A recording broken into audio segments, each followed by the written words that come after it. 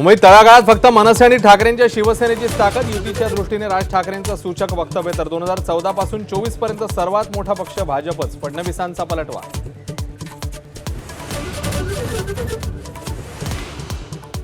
वरळीतल्या VDD चाळवासियांची स्वप्नपूर्ती. चाळवासियांना मिळाल्या घराच्या चाव्या. सोन्यासारखी किंमत असलेली घरं विकू नका. फडणवीस आणि अजित पवारांचा सल्ला.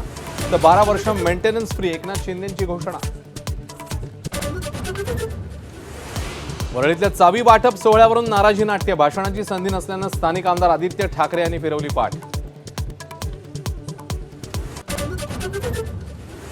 मुंबईतल्या डबेवाल्यांनाही मिळणार हक्काचा निवारा. 25 लाखात 500 चौरस फुटांचं घर मिळणार. फडणवीसांची घोषणा.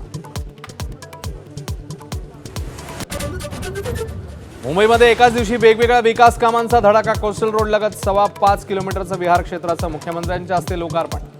तर आजपासून कोस्टल रोड 24 तास खुला राहणार. कुणी काय खावं हे सरकारने ठरवू नये. राज ठाकरेंचा इशारा. कत्तलखाने आणि मांस विक्री उद्याही चालूच राहणार. तर केवळ मटण हंडीचं निमंत्रण स्वीकारत असल्याचं दहीहंडीचं आमंत्रण देण्यानं राज ठाकरेंचा मिश्किल टोला.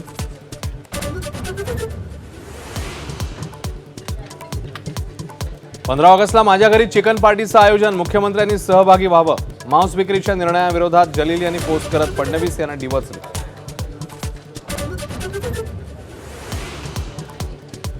स्वातंत्र्य चळवळीत भाजप म्हणजे आयत्या बिळावर नागोबा. काही वेगळं झालं की नेहरूंच्या काळात झालं बोलून टीका करतात. जनसुरक्षा कायद्याविरोधी निर्धार मेळाव्यात उद्धव ठाकरे यांचा भाजपवर निशाण.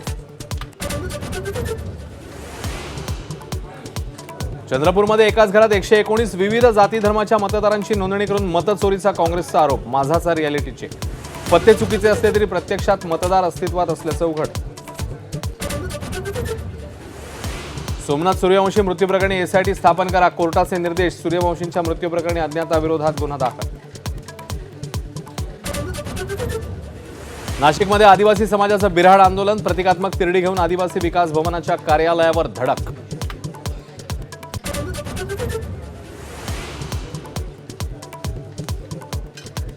ऑपरेशन सिंदूरमधल्या हवाई दलाच्या 36 जवानांना शौर्य पुरस्कार. एकाला शौर्य चक्र, 9 जणांना वीरचक्र, 26 जणांचा वायुसेना मेडलने सन्मान.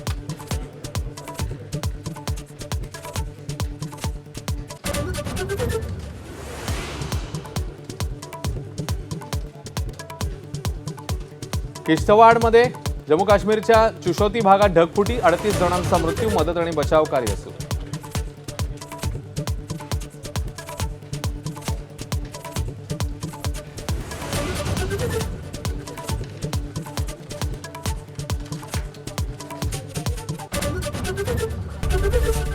एबीपी माझा, उघडा डोळे बघा नीट.